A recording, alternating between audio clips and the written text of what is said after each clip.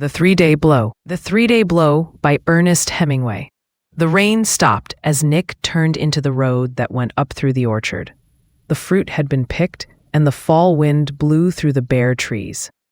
Nick stopped and picked up a Wagner apple from beside the road, shiny in the brown grass from the rain. He put the apple in the pocket of his mackinaw coat. The road came out of the orchard onto the top of the hill. There was the cottage, the porch bare, smoke coming from the chimney. In back was the garage, the chicken coop, and the second-growth timber, like a hedge against the woods behind. The big trees swayed far over the wind as he watched. It was the first of the autumn storms. As Nick crossed the open field above the orchard, the door of the cottage opened and Bill came out. He stood on the porch looking out. "Well, Wemmage," he said. "Hey, Bill," Nick said, coming up the steps. They stood together looking out across the country, down over the orchard, beyond the road, across the lower fields, and the woods of the point to the lake. The wind was blowing straight down the lake. They could see the surf along 10 Mile Point. "She's blowing," Nick said. "She'll blow like that for 3 days," Bill said. "Is your dad in?" Nick asked. "No, he's out with the gun. Come on in." Nick went inside the cottage. There was a big fire in the fireplace. The wind made it roar. Bill shut the door. "Have a drink?" he said. He went out to the kitchen and came back with 2 glasses and a pitcher of water. Nick reached the whiskey bottle from the shelf above the fireplace. "All right," he said. "Good," said Bill. They sat in front of the fire and drank the Irish whiskey and water. "It's got a swell, smoky taste," Nick said, and looked at the fire through the glass. "That's the peat," Bill said. "You can't get peat into liquor," Nick said. "That doesn't make any difference," Bill said. "You ever seen any peat?" Nick asked. "No," said Bill. "Neither have I," Nick said. His shoes, stretched out on the hearth, began to steam in front of the fire. "Better take your shoes off," Bill said. "I haven't got any socks on." "Take them off and dry them, and I'll get you some," Bill said. He went upstairs into the loft, and Nick heard him walking about overhead. Upstairs was open under the roof, and was where Bill and his father and he, Nick, sometimes slept. In back was a dressing room. They moved the cots back out of the rain and covered them with rubber blankets. Bill came down with a pair of heavy wool socks. "It's getting too late to go around without socks," he said. "I hate to start them again," Nick said. He pulled the socks on and slumped back in the chair, putting his feet up on the screen in front of the fire. "You'll dent in the screen," Bill said. Nick swung his feet over to the side of the fireplace. "Got anything to read?" he asked. "Only the paper." "What did the Cards do?" "Dropped a doubleheader to the Giants. That ought to cinch it for them." "It's a gift," Bill said. "As long as McGraw can buy every good ball player in the league, there's nothing to it." "He can't buy them all," Nick said. "He buys all the ones he wants," Bill said. "Or he makes them discontented, so they have to trade them to him." "Like Heine's," Nick agreed. "That bonehead will do him a lot of good." Bill stood up. "He can hit," Nick offered. The heat from the fire was baking his legs. "He's a sweet fielder, too," Bill said. "But he loses ball games." "Maybe that's what McGraw wants him for," Nick suggested. "Maybe," Bill agreed. "There's always more to it than we know about," Nick said. "Of course. But we've got pretty good dope for being so far away. Like how much better you can pick them if you don't see the horses. That's it." Bill reached down the whiskey bottle. His big hand went all the way around it. He poured the whiskey into the glass Nick held out. "How much water?" "Just the same." He sat down on the floor beside Nick's chair. "It's good when the fall storms come, isn't it?" Nick said. "It's swell." "It's the best time of year," Nick said. "Wouldn't it be hell to be in town?" Bill said. "I'd like to see the World Series," Nick said. "Well, they're always in New York or Philadelphia now," Bill said. "That doesn't do us any good. I wonder if the Cards will ever win a pennant." "Not in our lifetime," Bill said. "Gee, they'd go crazy," Nick said. "Do you remember when they got going? That once before they had the train wreck?" "Boy," Nick said, remembering. Bill reached over to the table under the window for the book that lay there, face down, where he had put it when he went to the door. He held his glass in one hand and the book in the other, leaning back against Nick's chair. "What are you reading?" "Richard Feverell." "I couldn't get into it." "It's all right," Bill said. "It ain't a bad book, Wemmage." "What else have you got I haven't read?" Nick asked. Did you read The Forest Lovers? Yup. That's the one where they go to bed every night with the naked sword between them. That's a good book, Wemmage. It's a swell book. What I couldn't ever understand was what good the sword would do. It would have to stay edge up all the time because if it went over flat, you could roll right over it and it wouldn't make any trouble. It's a symbol, Bill said. Sure, said Nick, but it isn't practical. Did you ever read Fortitude? It's fine, Nick said. That's a real book. That's where his old man is after him all the time. Have you got any more by Walpole? The Dark Forest. Bill said. It's about Russia. What does he know about Russia? Nick asked. I don't know. You can't ever tell about those guys. Maybe he was there when he was a boy. He's got a lot of dope on it. I'd like to meet him, Nick said. I'd like to meet Chesterton, Bill said. I wish he was here now, Nick said. We'd taken fishing to the Voy tomorrow. I wonder if he'd like to go fishing, Bill said. Sure, said Nick. He must be about the best guy there is. Do you remember the flying in? If an angel out of heaven gives you something else to drink, thank him for his kind intentions. Go and pour them down the sink. That's right, said Nick. I guess he's a better guy than Walpole. Oh, he's a better guy, all right, Bill said. But Walpole's a better writer. I don't know, Nick said. Chesterton's a classic. Walpole's a classic too, Bill insisted. I wish we had them both here, Nick said. We'd take them both fishing to the Voie tomorrow. Let's get drunk, Bill said. All right, Nick agreed. My old man won't care, Bill said. Are you sure? Said Nick. I know it, Bill said. I'm a little drunk now, Nick said. You aren't drunk, Bill said. He got up from the floor and reached for the whiskey bottle. Nick held out his glass, his eyes fixed on it while Bill poured. Bill poured the glass half full of whiskey. Put in your own water, he said. There's just one more shot. Got any more? Nick asked. There's plenty more, but Dad only likes me to drink what's open. Sure, said Nick. He says opening bottles is what makes drunkards, Bill explained. That's right, said Nick. He was impressed. He had never thought of that before. He had always thought it was solitary drinking that made drunkards. How is your dad? He asked respectfully.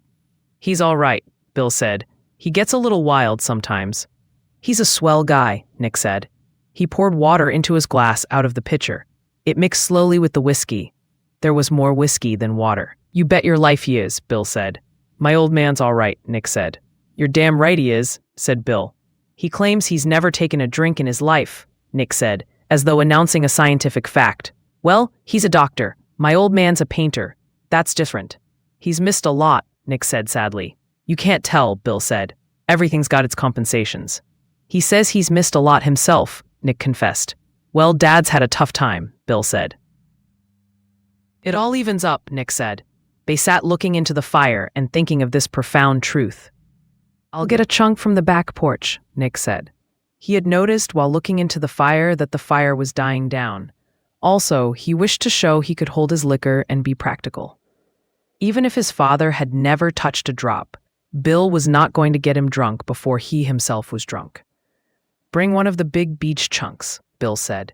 He was also being consciously practical. Nick came in with the log through the kitchen and in passing knocked a pan off the kitchen table. He laid the log down and picked up the pan. It had contained dried apricots soaking in water.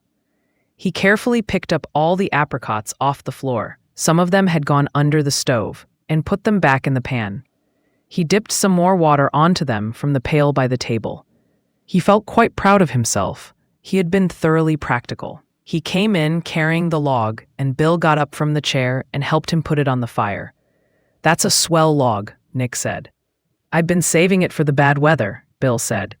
A log like that will burn all night. There'll be coals left to start the fire in the morning, Nick said. That's right, Bill agreed. They were conducting the conversation on a high plane. Let's have another drink, Nick said. I think there's another bottle open in the locker, Bill said. He kneeled down in the corner in front of the locker and brought out a square-faced bottle. It's scotch, he said. I'll get some more water, Nick said. He went out into the kitchen again. He filled the pitcher with the dipper dipping cold spring water from the pail. On his way back to the living room, he passed a mirror in the dining room and looked in it. His face looked strange. He smiled at the face in the mirror, and it grinned back at him. He winked at it and went on. It was not his face, but it didn't make any difference. Bill had poured out the drinks. That's an awfully big shot, Nick said. Not for us, Wemedge, Bill said. What'll we drink to? Nick asked, holding up the glass. Let's drink to fishing, Bill said. All right, Nick said. Gentlemen, I give you fishing. All fishing, Bill said. Everywhere. Fishing, Nick said. That's what we drink to. It's better than baseball, Bill said. There isn't any comparison, said Nick. How did we ever get talking about baseball? It was a mistake, Bill said. Baseball is a game for louts. They drank all that was in their glasses. Now let's drink to Chesterton. And Walpole, Nick interposed. Nick poured out the liquor. Bill poured in the water. They looked at each other. They felt very fine. Gentlemen, Bill said. I give you Chesterton and Walpole. Exactly, gentlemen, Nick said. They drank. Bill filled up the glasses.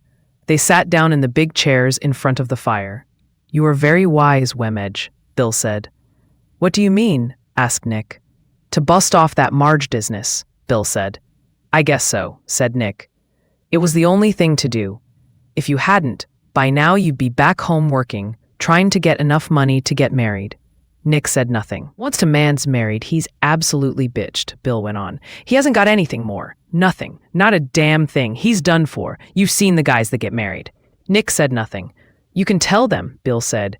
They get this sort of fat married look. They're done for. Sure, said Nick. It was probably bad busting it off, Bill said. But you always fall for somebody else, and then it's all right. Fall for them, but don't let them ruin you. Yes, said Nick.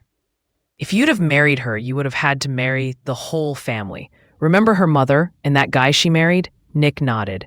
Imagine having them around the house all the time and going to Sunday dinners at their house and having them over to dinner and her telling Marge all the time what to do and how to act. Nick sat quiet. You came out of it damned well, Bill said. Now she can marry somebody of her own sort and settle down and be happy. You can't mix oil and water, and you can't mix that sort of thing any more than if I'd marry Ida that works for Stratton's. She'd probably like it too. Nick said nothing. The liquor had all died out of him and left him alone. Bill wasn't there. He wasn't sitting in front of the fire or going fishing tomorrow with Bill and his dad or anything. He wasn't drunk. It was all gone. All he knew was that he had once had Marjorie, and that he had lost her. She was gone, and he had sent her away. That was all that mattered. He might never see her again. Probably he never would. It was all gone, finished. Let's have another drink, Nick said. Bill poured it out. Nick splashed in a little water. If you'd gone on that way, we wouldn't be here now, Bill said. That was true. His original plan had been to go down home and get a job. Then he had planned to stay in Charlevoix all winter so he could be near Marge. Now he did not know what he was going to do. Probably we wouldn't even be going fishing tomorrow, Bill said. You had the right dope all right. I couldn't help it, Nick said. I know. That's the way it works out, Bill said. All of a sudden everything was over, Nick said. I don't know why it was. I couldn't help it. Just like when the 3-day blows come now and rip all the leaves off the trees. Well, it's over. That's the point, Bill said. It was my fault, Nick said. It doesn't make any difference whose fault it was, Bill said. No, I suppose not, Nick said. The big thing was that Marjorie was gone, and that probably he would never see her again. He had talked to her about how they would go to Italy together and the fun they would have. Places they would be together. It was all gone now. Something gone out of him. So long as it's over, that's all that matters, Bill said. I tell you, Wemedge, I was worried while it was going on. You played it right. I understand her mother is sore as hell. She told a lot of people you were engaged. We weren't engaged, Nick said. It was all around that you were. I can't help it, Nick said. We weren't. Weren't you going to get married? Bill asked. Yes, but we weren't engaged, Nick said. What's the difference? Bill asked judicially. I don't know. There's a difference. I don't see it, said Bill. All right, said Nick. Let's get drunk. All right, Bill said. Let's get really drunk. Let's get drunk and then go swimming, Nick said. He drank off his glass. I'm sorry as hell about her, but what could I do, he said. You know what her mother was like. She was terrible, Bill said. All of a sudden it was over, Nick said. I oughtn't to talk about it. You aren't, Bill said. I talked about it, and now I'm through. We won't ever speak about it again. You don't want to think about it. You might get back into it again. Nick had not thought about that. It had seemed so absolute. That was a thought. That made him feel better. Sure, he said. There's always that danger. He felt happy now. There was not anything that was irrevocable. He might go into town Saturday night. Today was Thursday. There's always a chance, he said. You'll have to watch yourself, Bill said. I'll watch myself, he said. He felt happy.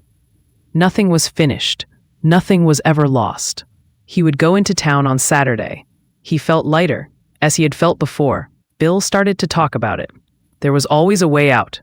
Let's take the guns and go down to the point and look for your dad, Nick said. All right. Bill took down the 2 shotguns from the rack on the wall. He opened a box of shells. Nick put on his Mackinaw coat and his shoes. His shoes were stiff from the drying. He was still quite drunk, but his head was clear. How do you feel? Nick asked. Swell. I've just got a good edge on. Bill was buttoning up his sweater. There's no use getting drunk. No, we ought to get outdoors. They stepped out the door. The wind was blowing a gale. The birds will lie right down in the grass with this, Nick said. They struck down toward the orchard. I saw a woodcock this morning, Bill said. Maybe we'll jump him, Nick said. You can't shoot in this wind. Bill said. Outside now, the Marge business was no longer so tragic. It was not even very important. The wind blew everything like that away. It's coming right off the big lake, Nick said. Against the wind, they heard the thud of a shotgun. That's Dad, Bill said. He's down in the swamp. Let's cut down that way, Nick said. Let's cut across the lower meadow and see if we jump anything, Bill said. All right, Nick said. None of it was important now. The wind blew it out of his head. Still, he could always go into town Saturday night. It was a good thing to have in reserve.